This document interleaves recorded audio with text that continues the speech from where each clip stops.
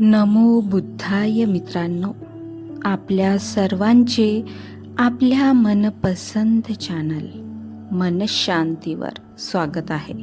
आपण भारतरत्न बोधिसत्व डॉक्टर बाबासाहेब आंबेडकर लिखित भगवान बुद्ध आणि त्यांचा धम्म ह्या पवित्र ग्रंथाचे वाचन करीत आहोत. चला तर सुरू करूया आजच्या वाचनाला. उपभाग 4. सदाचरणात परिपूर्णता कशी साधता येईल. श्रावस्ती येथील जेतवनात भगवान वास करीत असताना त्यांच्याकडे 500 उपासक आले. त्यात धार्मिक हा होता. धार्मिकाने भगवंतांना विचारले, आपले अनुयायी सदाचरणात पूर्णता कशा प्रकारे साधतात. भगवान परिशुद्ध धम्म आपल्या मुखातून आम्हा उपासकांना ऐकू द्या. उपासकांच्या संबंधीच्या करुणेमुळे भगवंतांनी उत्तर दिले, ऐका तर, मी आपणाला शुद्ध चरणाची तत्वे सांगतो. ती ऐकावी आणि तदनुसार वर्तन करावे. हत्या करू नका. देहांत शासन करू नका. हिंसेला अनुज्ञा देऊ नका. कोणत्याही प्रकारच्या जीवाला, मग तो सबल असो अथवा दुर्बल असो, त्याची हिंसा करू नका. उपासकांनी स्वतः चोरी करू नये, दुसऱ्याकडून चोरी करवू नये अथवा चोरीला संमतीही दर्शवू नये. जे स्वेच्छेने दिले जाते तेवढेच घ्यावे. अब्रह्मचर्य जणू काही अग्नीची गर्ता आहे असे समजून त्याचा त्याग करावा. ब्रह्मचर्य साधत नसेल तर निदान विवाहित परस्त्रीशी वाईट संबंध ठेवू नये. सभेमध्ये, न्यायगृहात अथवा नेहमीच्या संभाषणात असत्य बोलू नये. त्याप्रमाणेच असत्य भाषणाला प्रोत्साहन अथवा संमती देऊ नये. असत्याचा त्याग करावा. उपासकांनी नियमांचे पालन करावे. मद्यपान करू नये. दुसऱ्याला मद्य पाजू नये. मद्यपानाला संमती देऊ नये. मद्यपानाने बुद्धिभ्रंश होतो, हे लक्षात ठेवा. मद्यपान करणारे मूर्ख पाप करतात आणि आपल्या इतर उपासक बांधवांना पापास प्रवृत्त करतात. तेव्हा हे बुद्धिभ्रंश करणारे व्यसन हा मूर्खपणा आणि मूर्खाचा स्वर्ग असतो. यापासून परावृत्त व्हा. हत्या करू नका. चोरी करू नका. खोटे बोलू नका. उन्मादक पेय सेवन करू नका. व्यभिचार करू नका. भर रात्री कुग्रास अन्न अवेळी सेवन करू नका. गंधमाळा किंवा पुष्पमाळा धारण करू नका. उंच गाद्या गिरद्यांवर झोपू नका.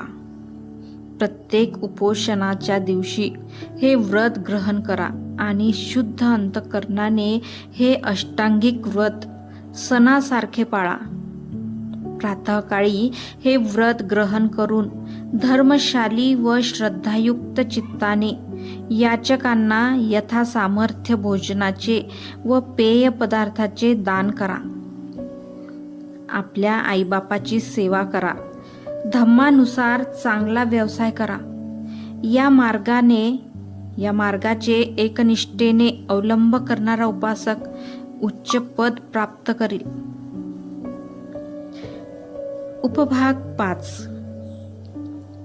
सन्मार्गावर वाटचाल करण्यास सहचार्याची वाट पाहण्याची आवश्यकता नाही. ज्याप्रमाणे रणसंग्रामातील हत्ती शरप्रहर सहन करतो, त्याप्रमाणे या जगात मी दुष्टांचे कटू शब्द सहन केले पाहिजेत. कारण जगात दुःशीलांची कमतरता नाही. जो हत्ती दांत शांत होतो व माणसाळविला जातो, त्यालाच युद्धात नेतात. जो दांत शांत असतो अशा हत्तीवरच राजा आरोहण करतो. त्याप्रमाणेच ज्याला कटू शब्दाने राग येत नाही तोच सर्वोत्कृष्ट सुसंस्कृत मनुष्य होय. शिकवलेली खेचरे चांगली असतात.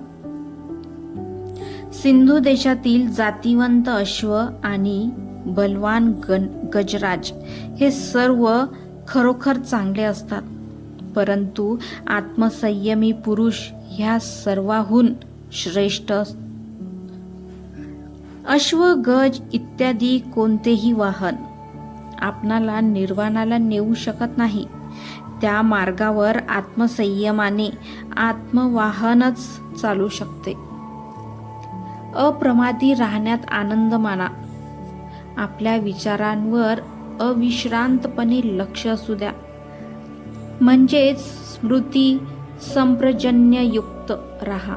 ज्याप्रमाणे चिखलात रुतलेल्या हत्तीला मोठ्या श्रमाने बाहेर काढतात, त्याप्रमाणेच प्रयासाने स्वतःचे कुमार्गापासून विमोचन करा.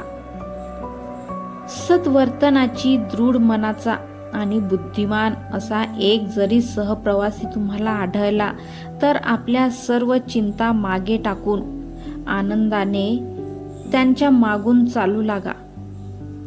सद्वर्तनी, दृढ मनाचा आणि बुद्धिमान सहप्रवासी जर तुम्हाला सापडला नसेल तर शत्रूने पाठलाग चालविलेला राजा ज्याप्रमाणे आपले राज्य सोडून वनातील गजराजाप्रमाणे एकटाच पुढे जातो, त्याप्रमाणेच तुम्ही आपल्या मार्गावर एकटेच जात राहा.